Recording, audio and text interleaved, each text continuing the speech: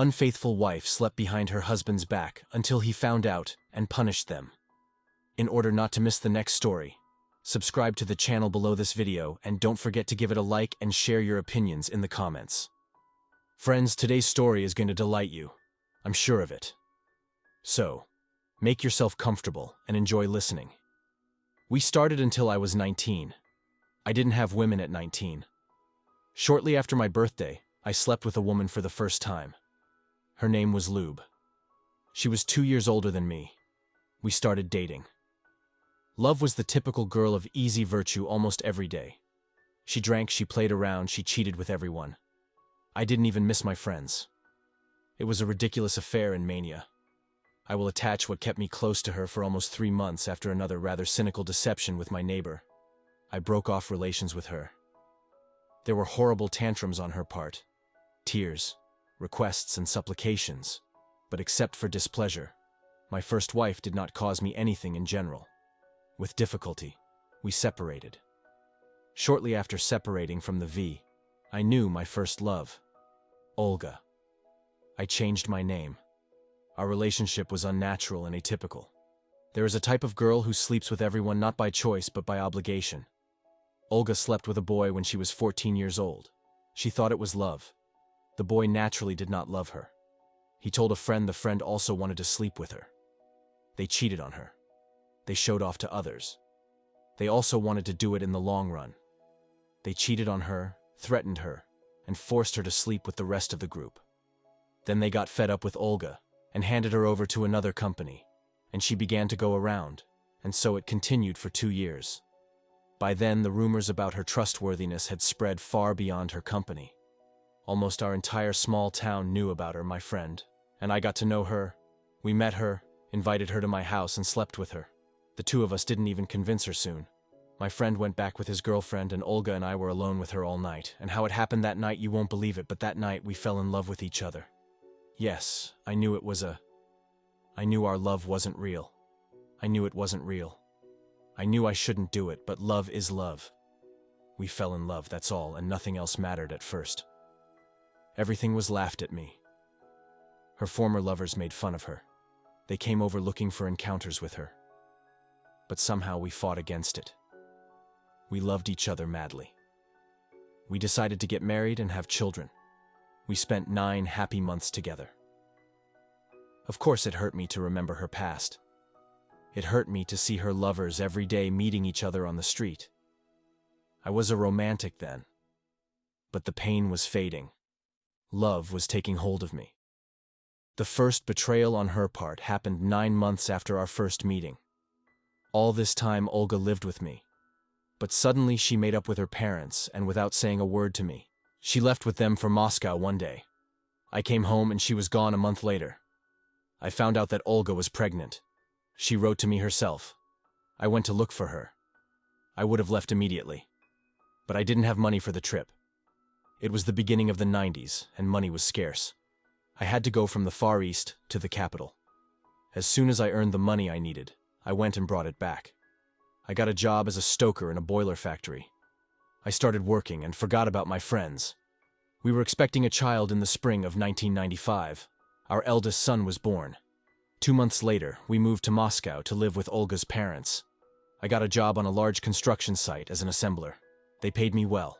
They gave us an apartment in the workers' barracks, and they put us on a waiting list for a luxury home in a 9-story building under construction. In 1996, my daughter was born. In general, life was going well. Everything was going well. The second betrayal was unexpected for me. I worked shifts at home, but we lived in a place where one day they let me leave work 2 days early. I arrived early in the morning without warning, and I found her with her lover in our house. She didn't throw a tantrum or ask for forgiveness. She said she was in love. The guy he fought in Chechnya, a real man. Not like me, but love is love. I didn't make a fuss either. Why should I return love with scandals? Why should I pay such a price for love? I left the same day I went back to work and never came back. I lived at the station in a dormitory. I worked 2 or 3 weeks later. I heard the rumor that this real man had left her and was already living with an officer 10 years older than her. Then I found out that not only had we passed, but almost the whole unit that was nearby. I got tired of putting up with it. so I asked for a divorce. We made a deal with Olga. She stayed with our son in our apartment, and I went with my daughter to my mother's house in the Far East. Olga came to see my daughter and me. After 6 months later, the apartment was taken away from her. The apartment was owned by the apartment, and her parents did not want to let her in. My mother, in turn, refused flatly to let Olga in. In short, I gave in to her pleas, remorse, and promises by fair means or foul. I got an apartment in an abandoned barracks. We lived together again. But something inside me was already broken. All the time there was some kind of pain in the soul. I was already worried about our life together. But my children, my family, my wife on maternity leave had to live somehow. I got a job again as a stoker in a boiler room and began to think about going to university. By correspondence, I wanted to work as a journalist, but at that time, I did not even have a secondary education. So in parallel with working in the boiler room, I went to school. Night and knowing that for admission, I needed newspaper articles, a creative contest, I accepted a job at a newspaper as a freelance correspondent. After the 4th article, the director suggested that I leave the boiler room and start working for the newspaper as a staff writer. And that's what I did. Practically, I graduated with excellences. In the summer, I went to university. I came back after half a month and found out that Olga had gotten into a fight again in the middle of the night. Some guys came in their cars. They called her for a ride. They made a fuss, and they sorted things out with her. At first, I chased them away. Then I went back to my mother's house. At first, I tried to help Hola, but then I stopped. I stopped after one day. She brought a new door. Ours stayed on their word of honor and the workers, and she was there with a man.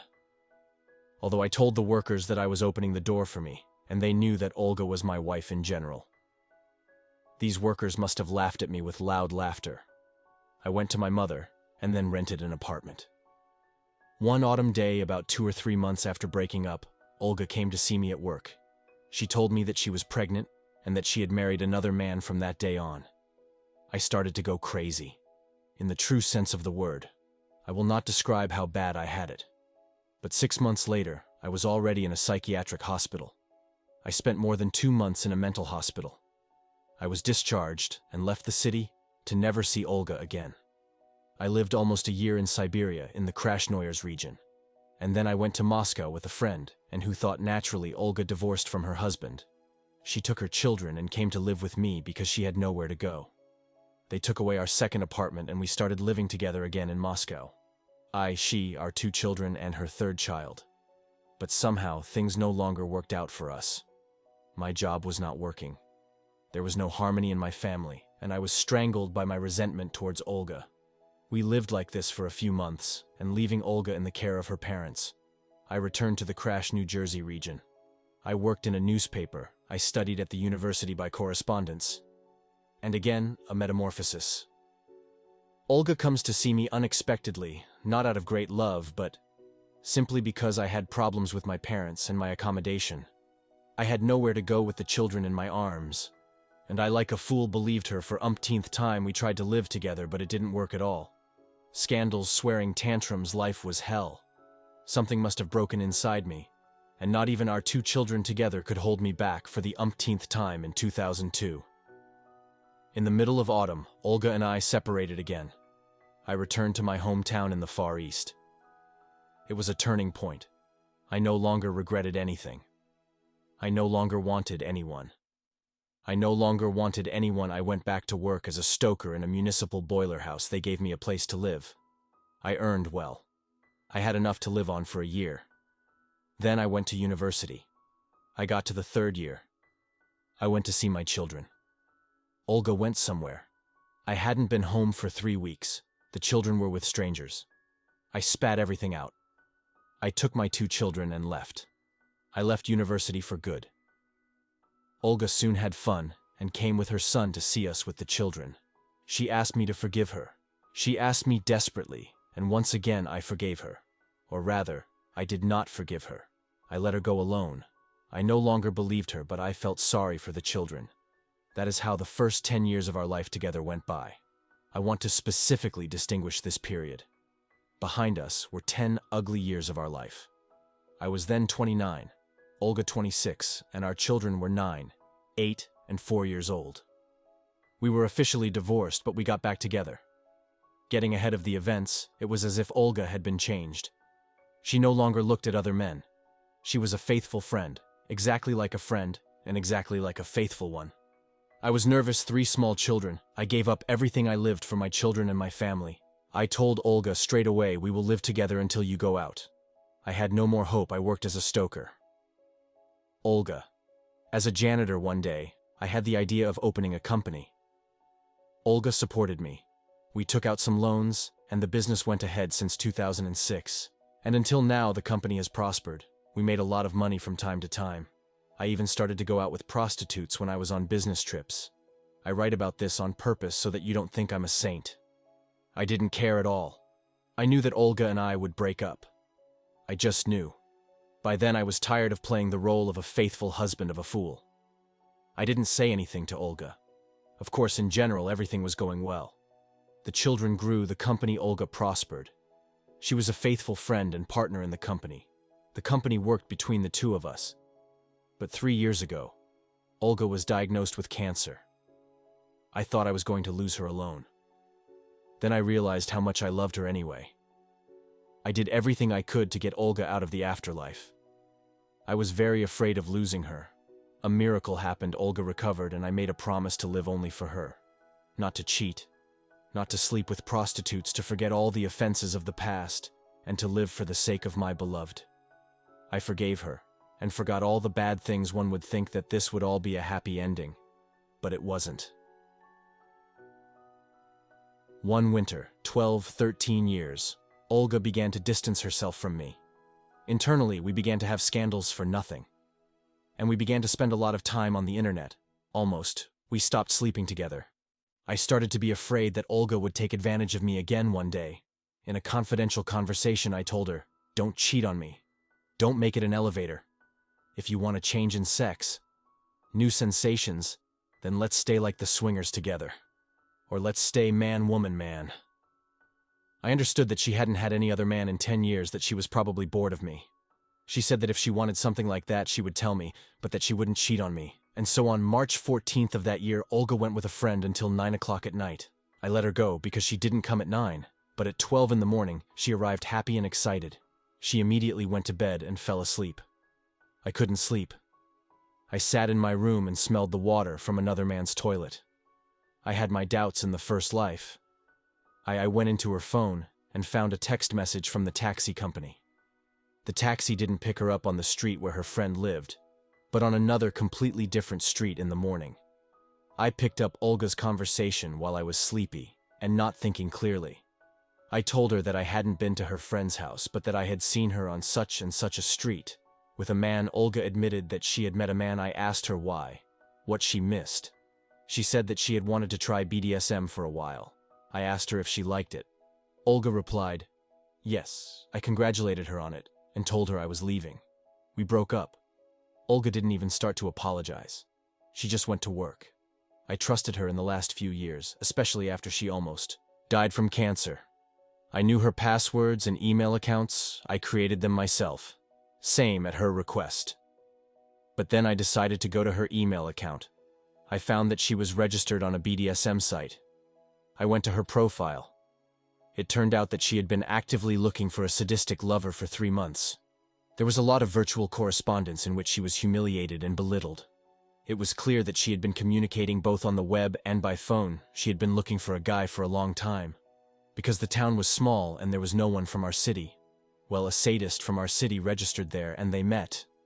And in fact, after that meeting, I caught them. She was quite active on this site. She complained that her husband, I mean me, she is quite pritivyukshi.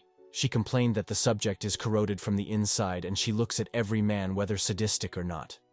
Don't think I'm a prude in this matter. I myself have offered to play BDSM with her. I wanted and liked those fantasies, but play for a change. She, on the other hand, apparently needed to get into it head first, or she simply wanted to do it, not with me. I don't know, and it doesn't matter. Now Olga, since spring, it's as if they had changed her again. Tantrums, tears. She says she doesn't want anything or anyone else. But me, she tries to please me in everything. I can see that she is very sorry. She forgives me. To forgive and believe for the last time. Except that now I can't forgive. Apparently I've run out of goodbyes now. Look what we have. A signature between the two of us. The loans are 2 million in debt. Older children. Students study in another city and need support. Apartment. 2 dogs, a car, a lot of things together. I am 39 years old. Olga, 36. My children, 18, 17, 14. And we have 20 years of life together behind us. And we have to leave everything because I can no longer live with her psychologically. I can't live with her anymore. I am sick of being cheated on. For the last 10 years I thought I was fixed, but I'm not. We are in the middle of a divorce. As soon as I finish with the company and the loans in 2 months, I will leave her. I will leave everything to her. I am not going anywhere. No apartment, no family. I probably won't be able to go anywhere. Such a ridiculous life. I did not write this to receive advice. Advice that I do not need. I decided myself. I am writing to the fact that there is the popular belief that girls of easy virtue are faithful wives. They say that they have been through fire and water and that they will not get out anymore. No, no. It is like that. And my life is an example of it. That is why I say, do not marry girls of easy virtue. Look for normal women. I am not being slanderous. I am just warning young people. That is the story. Share in the comments what you think of this situation and the behavior of the characters. And thank you for listening to the story until the end. Do not forget to subscribe to the channel and make sure you like this video. This will help a lot in promoting the channel. Have a nice day.